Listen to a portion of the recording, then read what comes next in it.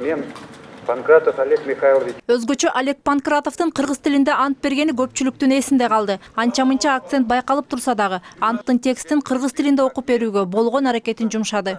Кыргыз Республикасынын Конституциясын жана анын мыйзамдарын соктого, өз билдендиримди ак ниет жана бийлип каттууга жана Кыргызстандын элине кызмат кылууга ант билимин берген антымды бузган учурда Кыргыз Республикасынын мыйзамдарына ылайык жоопкерчилик тартууга даярмын. Ал эми каржы министри Адылбек Касымалиев катуу толкундандыбы же башка министрлерден айырмаланайын дедиби? Айтор ант берип жатып баш мыйзамга колун койгон жок. Бул албетте жыйындар залында отургандар арасында эле бир катар талкууларды жаратып жиберди. Себеби Касымалиевде буга чейин деле ант берүү тажрыйбасы бар эле. Өкмөт мүчөлөрү ант берип бүткөн соң президент Алмазбек Атамбаев депутаттарды шайлоодогу жеңиши менен, ал эми өкмөт мүчөлөрүн кызматка келиши менен куттуктап, таза акыйкат иш алып барууга чакырды. Ошондой эле өлкөдөгү саясий кырдаалга токтолду. Мамлекет башчынын пикиринде, конституциядагы кемчиликтер өлкөнүн өнүгүшүнө тоскоол болуп жатат. Мыйзам чыгаруу ишмердүүлүгүндөгү кемчиликтерди мындан ары көрмөксөнгө салып көз жумуп коюуга болбойт дейт президент. Мындан улам ал конституцияга оңдоолорду киргизүү боюнча демилгени колдоорун айтты. Аны менен катар Кыргызстанда же парламенттик, же президенттик башкаруу экени түшүнүксүз болуп жатканын айтып, өлкөнү башкаруу формасынын бир багытын гана тандап алуу зарыл дейт президент Алмазбек Атамбаев.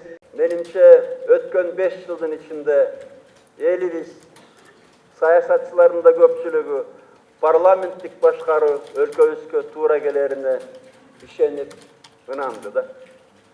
Бирок ачык айтсак, иш жүзүндө мына бизде парламенттик башкаруу деп атабыз, андай эмес да. Biz bugünkü çeyin bir bütüs menen parlamentlik başkaruda, bir bütüs menen prezidentlik başkaruda durabız. Bunu açık açık gerek.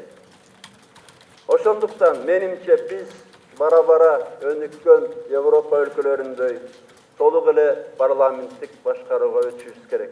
Депутаттарды Алмазбек Атамбаев шайлоодо берилген ар бир добуш элдин аманаты экенин эстен чыгарбоого чакырды. Парламентте талаш-тартыштар болоору мыйзам ченемдүү көрүнүш. Бирок ал дебаттар өз көмөчүнө гүл тартууга айланып, өлкөнүн кызыкчылыгына доо кетирбеши керек дейт президент. Бул сөздөрдү эл өкүлдөрү туура кабыл алды. Туура берди. Жандай популисттик нерселерден алыс бололу. Элдин тынччылыгы, стабилдүүлүгү деген сөздөр айтылды. Жөнүн эле бир экономикага жыртык алып келе турган, өзүбүздүн бюджетибизди толтура албай атканда ошону бөксөртө турган мыйзамдардан алыс болгула деген жакшы насаат осуяттарын критикаларын аябай жакшы айтты. Мен толук кабыл алам. Бизге жакында конституциялык реформа керек. Биз аны жасашыбыз керек. Андан тышкары мамлекет башчы айтып кетти, что биз парламенттик мамлекет болушубуз керек. Бүгүнкү күндө биз бир бутубуз менен парламенттикте, бир бутубуз менен президентте турабыз. Мен аны жеке колдойм. Анткени биз бир жагына өтүшүбүз керек. Бирок президент парламенттикти тандап кетти. Мен ойлойм, буну эл тандаш керек деп. Өлкөнүн туруктуулугу үчүн эң ириде өкмөт мүчөлөрү менен депутаттар жооптуу экенин аткаминерлер жакшы түшүнөт.